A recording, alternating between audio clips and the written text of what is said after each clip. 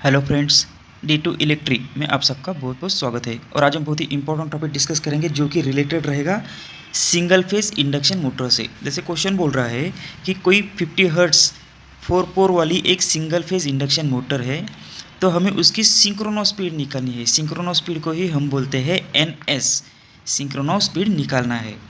और उसके यहाँ पे ऑप्शन गिवन है। एकदम बेसिक सा क्वेश्चन है, ये डायरेक्ट फार्मूला लगाना है, फार्मूला में वैल्यू पुटअप करना है और आंसर हमारा आ जाएगा। लेकिन हमें इसके बाद का जो क्वेश्चन है वो इम्पॉर्टेंट है, वो डिस्कस करेंगे। तो पहले सबसे पहले इसको निकाल लेते हैं। जैसे NS equal to 120F, F मतलब फ्रीक्वेंसी डिवाइडेड बाई P, ये इसका फार्मूला हो गया है।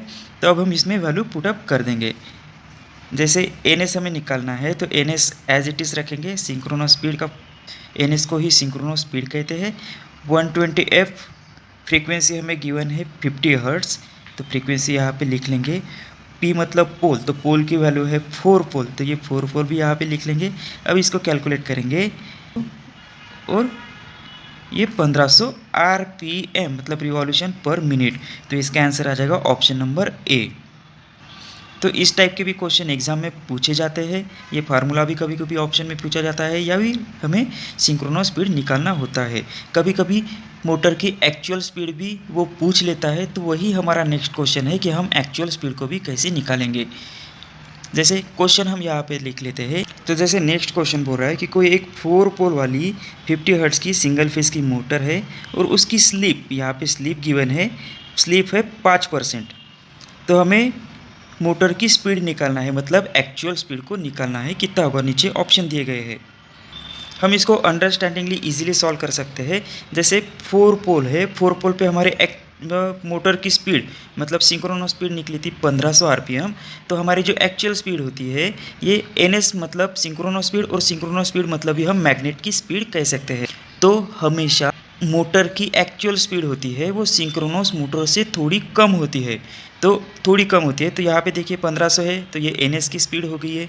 1425 है, मतलब हमारे जो 4 पोल पे सिंक्रोनस स्पीड होगी इससे थोड़ी कम है, मतलब ये हो सकती है।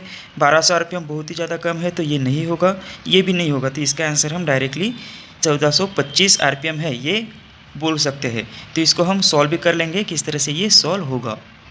तो जैसे स्टेप वाइज हम देखेंगे, तो सबसे पहले हम सिंक्रोनस स्पीड को कैलकुलेट करेंगे। तो सिंक्रोनस स्पीड को हम इस तरह से कैलकुलेट कर लेंगे, जैसे यहाँ पे कैलकुलेट किया था। तो हमारा सिंक्रोनस स्पीड आ जाएगा 1500 RPM। अब हमारे पास एक सेकंड स्टेप से सॉल्व करेंगे। तो हमारे पास स्लीप का फार्मूला था, तो slip equal to synchronous speed minus rotor की स्पीड मतलब actual speed divided by synchronous speed into 100।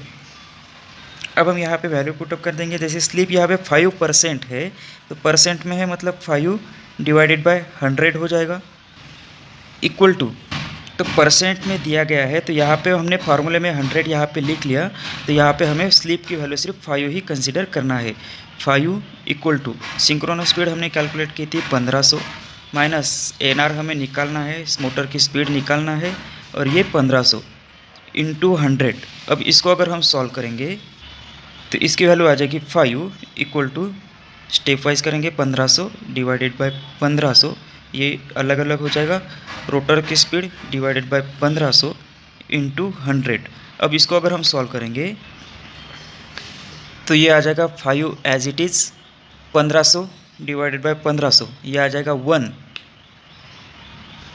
उसके बाद में माइनस रोटर की स्पीड डिवाइडेड बाय 1500 इंटू 100।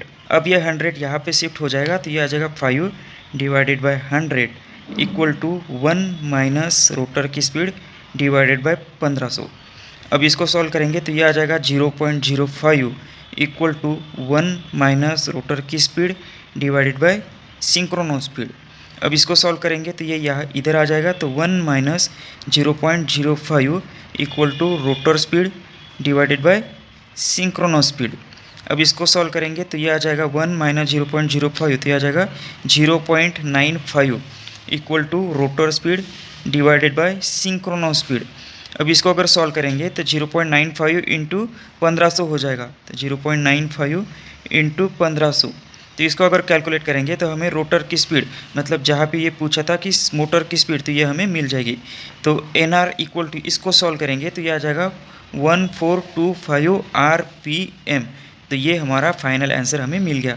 जैसे ऑप्शन में हमें था 1425 RPM, तो कैलकुलेट करने के बाद हमें मिल गया रोटर की स्पीड 1425 RPM। तो इसको हम इतना सॉल्व करने से बेटर है जैसे ऑप्शन से ही हम सॉल्व कर सकते हैं कि कभी भी मोटर की जो एक्चुअल स्पीड होती है वो हमेशा कम होती है सिंक्रोनस मोटर से।